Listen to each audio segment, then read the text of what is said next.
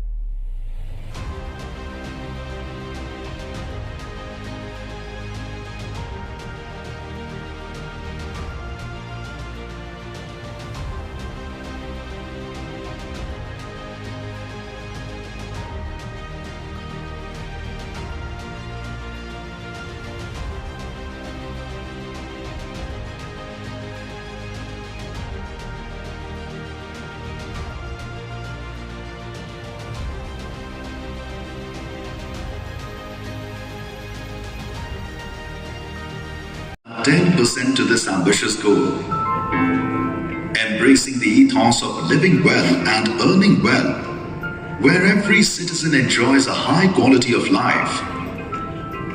From coastal landscapes to towering hills, from bustling ports to tranquil forests, and from vibrant urban centers to quaint villages nestled in the Sahyadris, South Gujarat reflects.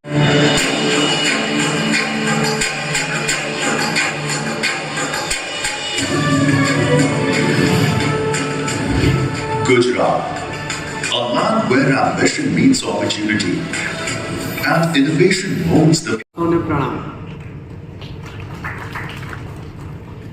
નીતિ આયોગના CO દ્વારા આપણને સુરતને વિકસિત સુરત બનાવવા માટેની આખી યોજના એ આપણી સામે હમણાં પ્રસ્તુત કરવામાં આવી, પણ આખા દેશના જે 4 રાજ્યોને આમાં યાદ કરવામાં આવ્યા.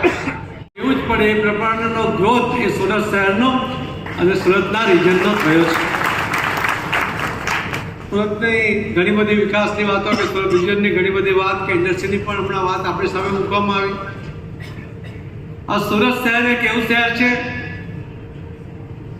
સીઓજી इतना तो गुजराती समझ लेते होंगे, समझ नहीं समझा હવે જેટલી તાલીમ પાડવી એટલી પાડી તો કચેરીને કે આપણે કામ કરવાનું છે. સરકાર તમારી સાથે છે, એમાં તમને ક્યાંય તકલીફ નહીં પડે.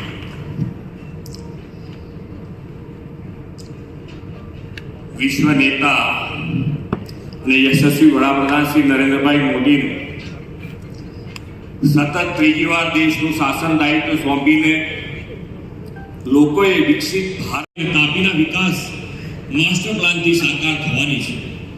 રાજ્યના જીડીપીમાં મેન્યુફેક્ચરિંગ સેક્ટરમાં 36% ફાળો સામે સુરત જીડીપીમાં મેન્યુફેક્ચરિંગ સેક્ટરનો ફાળો બહુ મોટો એટલે કે 55% જેટલો છે. તેના પાયામાં textiles, James jewellery, diamond, chemical and dyes જેવા પરંપરાગત ઉદ્યોગ રહેલા છે. વિકાસ માસ્ટર પ્લાનમાં આપણે આ ક્ષેત્રો ઉપરાંત અપકમિંગ સેક્ટર્સ એવા sustainable agriculture, real estate, tourism, IT, logistic વગેરે સેક્ટરના વિકાસની સંભાવનાઓ પણ ઉજાગર કરી છે. આ બધા સાથે ભારત બજારનો કોન્સેપ્ટ પણ માસ્ટર પ્લાનમાં છે. તેના પરિણામે વર્લ્ડ ક્લાસ માર્કેટ ફેસિલિટી લોકોને મળતી થશે. વર્લ્ડ ક્લાસ અને સમય અનુરૂપ એજ્યુકેશન માટે એજ્યુસિટી પણ વિકસાવવાનું માસ્ટર પ્લાનમાં આયોજન છે. વડાપ્રધાનશ્રીએ 2047 સુધીમાં વિકસિત ભારતનું આહવાન કર્યું છે તેને આપણે વિકસિત ગુજરાતના નિર્માણથી ઝીલી લેવું છે. આ માટેનો રોડ મેપ વિકસિત